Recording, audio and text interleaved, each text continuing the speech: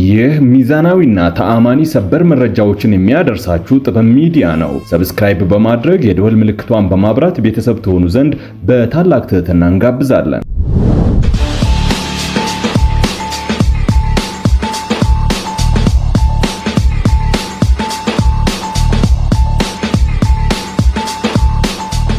ሰበር ዜና ህወሓት በወልቃይት ግንባር ተከዜን ተሻግሮ ጥቃት ቢፈጽምም ታጣቂ ኃይሉ ተደምስሷል።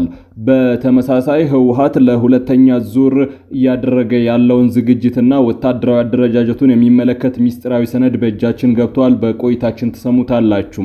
የኦሮሞ ነጻነት ሰራዊት ከህወሓት ጋር አልተባበረም፣ ህወሓትን ተሸክመን 4 ኪሎ አናስገባም ብሏል ተብሎ የተሰራጨውን መረጃ አስተባብሏል።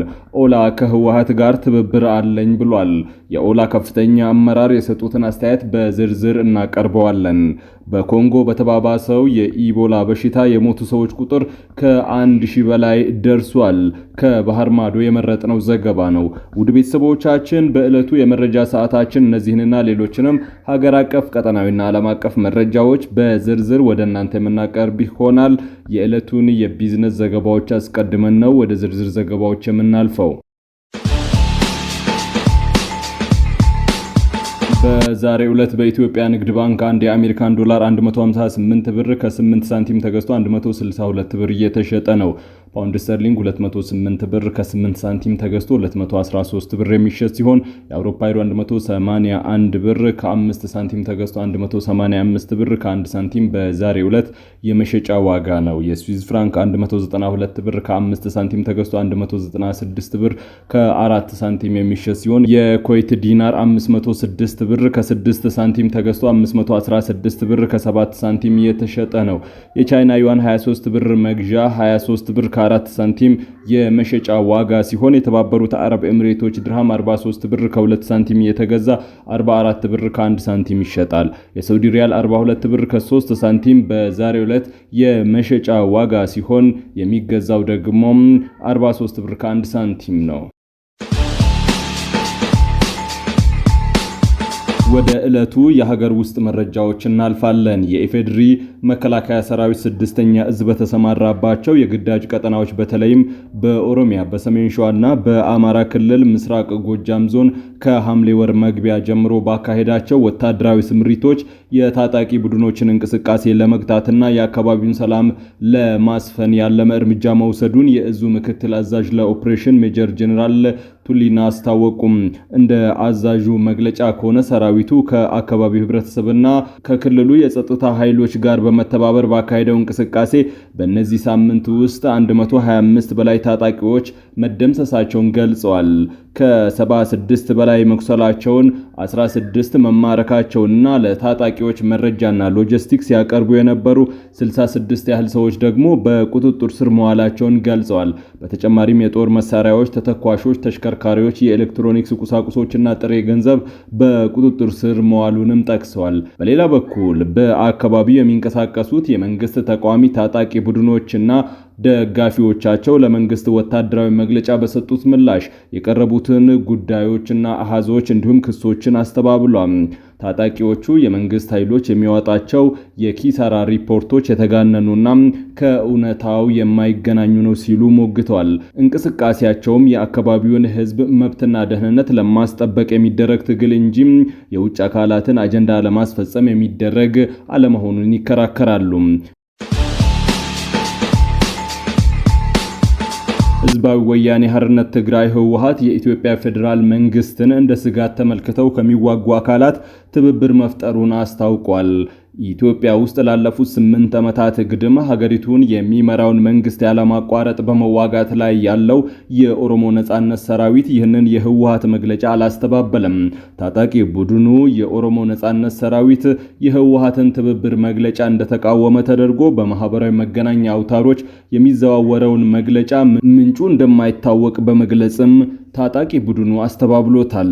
የህወሓት አመራሮች በኦሮሚያ በትጥቅ ከሚንቀሳቀሰው የኦሮሞ ነጻነት ሰራዊትና በአማራ ክልል በተመሳሳይ ሁኔታ የኢትዮጵያ መንግስትን በትጥቅ ከሚዋጉ የፋኖ ታጣቂዎች ጨምሮም ከተለያዩ አካላት ጋር ትብብር ፈጥረናል ማለቱን ተከትሎ ምላሻቸውን የሰጡት የኦሮሞ ነጻነት ሰራዊት ከፍተኛ አዛዡም ጃል ጅሬኛ ጉደታ ሐሳቡን አስተባብለውታል። በ27 ዓመታት ምን እንደነበረ ይታወቃል ያሉት ጅሬኛ ከ2020 ዓመት ጀምሮ እነሱ ላይ ጦርነት ስለተጀመረ ከኛ ጋር ግንኙነት ነበራቸው በማለት ከህወሓትና ከኦሮሞ ነጻነት ሰራዊት የተፈጠረው ትብብር አዲስ ነገር አለመሆኑን ገልጿል። በጎርጎሮሲያኑ 2020 አካባቢ ኢትዮጵያ ውስጥ ይቀነቀን የነበረው ፖለቲካ የአጼዎቹ ነበር ሲሉ አስተያየታቸውን ያከሉት ጅሬኛ በአሜሪካ ዲሲ ላይ የኦሮሞ ነጻነት ሰራዊት ከህወሓት ጋር የጋራ መግባቢያ ሰነድ መፈራረሙንም አስታውሷል። ከዚያ በኋላ የተካዱ ያሏቸው በስም ግን ያልጠቀሷቸው ከመንግስት ጋር የሚዋጉ አካላት በመፈጠራቸው አሁን ተፈጥሯል የተባለው በመንግስት ላይ ያመጹ ታጣቂዎች ትብብር መንግስት በፈጠረው ክፍተት መፈጠሩን በአስተያየታቸው ተናግረዋል። በኢትዮጵያ ታጥቀው የሚንቀሳቀሱ አካላት በጋራ ሆነው መንግስትን ለመታገል ሲወስኑ የኖሩት ስምምነትና የጋራ የፖለቲካ ግብ ስለመኖር አለመኖሩ የተጠየቁት የኦሮሞ ነጻነት ሰራዊት ከፍተኛ ባለስልጣኑ በቡድኖች መካከል የተፈረመ ስምምነት ግን አለመኖሩን ገልጸዋል። የተፈረመ ስምምነት የለም ሲሉ ምላሻቸውን በመስጠትም በፖለቲካ ምህዳር ጥበት መንግስትን ለመዋጋት የወጡ አካላት መካከል ስምምነት ቢኖርም ባይኖርም በተግባር ግን ተመሳሳይ ግብ መያዛቸው በራሱ ይናገራል የሚል አስተያየታቸውን አክለዋል። በታጣቂ ቡድኖች መካከል ስለሚኖር ስምምነት ግን ሂደቶቹ ካሉ ያንን መግለጽ የሚችለው አመራሩ ነው ሲሉ ተናግረዋል።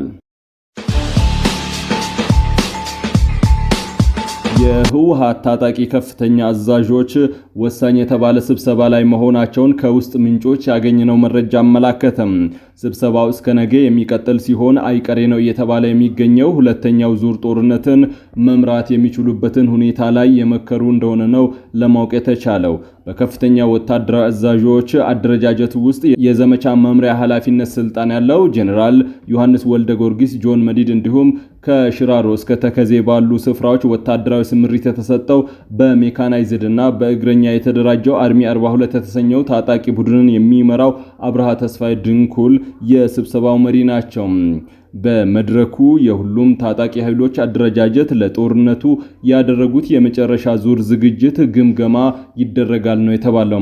ከውስጥ ምንጮቻችን ባገኘነው መረጃ መሰረት የህወሓት ጦር በርካታ ኃይሉ በእግረኛ ተዋጊ ደረጃ የተደራጀ ሲሆን በ200 ሜትር ገደማ ውስጥ የሚደረግ የፊት ለፊት ውጊያ የሚያደርግ ሲሆን ውጊያው በክላሽና መሰል ቀላል መሳሪያዎች የሚደረግ ነው።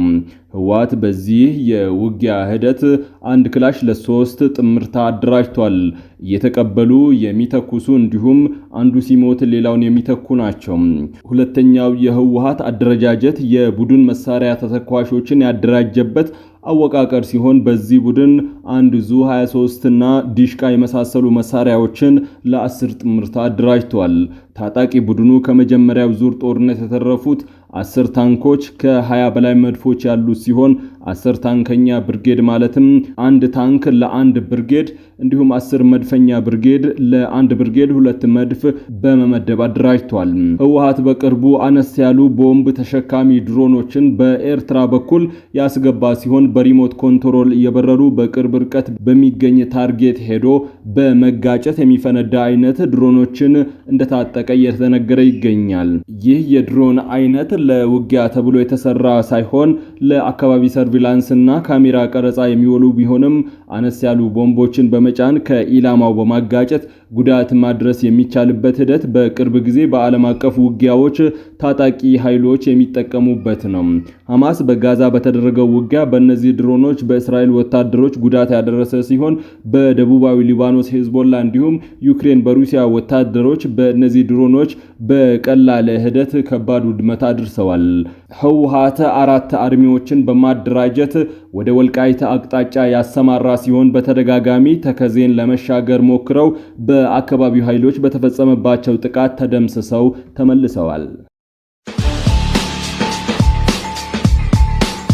በደህንነት ፍተሻ ኤአይ ሞዴል ከሙከራ ገደቡ አምልጦ በሌላ ኤአይ ተቋም ላይ የሳይበር ጥቃት መፈጸሙ ተገለጸ። የቻት ጂፒቲ አምራች የሆነው ኦፕን ኤአይ እጅግ የላቁ የሰው ሰራሽ አስተውሎት ኤአይ ሞዴሎችን በደህንነት ፍተሻ ወቅት ያልተጠበቀ ባህሪ በማሳየት ሌላ የኤአይ ተቋም የሳይበር ጥቃት መፈጸማቸውንና ሃክ ማድረጋቸውን ይፋ አድርጓል።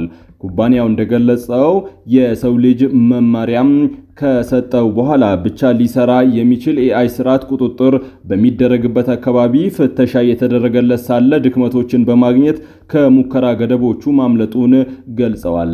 ጥቃቱ የደረሰው በዓለም ላይ ካሉት ትላልቅ የሰው ሰራሽ ኤአይ ሞዴል አምራች በሆነው ሁጊ ፌስ ላይ ሲሆን የኮምፒውተር ስርዓቱን ውስጥ ዘልቀው መግባት መቻሉን ተናግረዋል።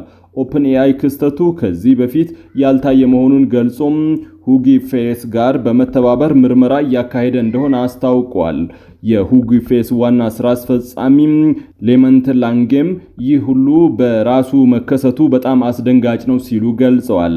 በሳይበር ደህንነት ዘርፍ የሚሰሩ ባለሙያዎች ይህ ክስተት የኤአይ አቅም በፍጥነት እየጨመረ በመምጣቱ አሁን ላይ ያሉት የደህንነት መከላከያዎች በቂ ስላለመሆናቸው አዲስ ጥያቄዎችን እንዳስነሳ ነው የዘገቡትም።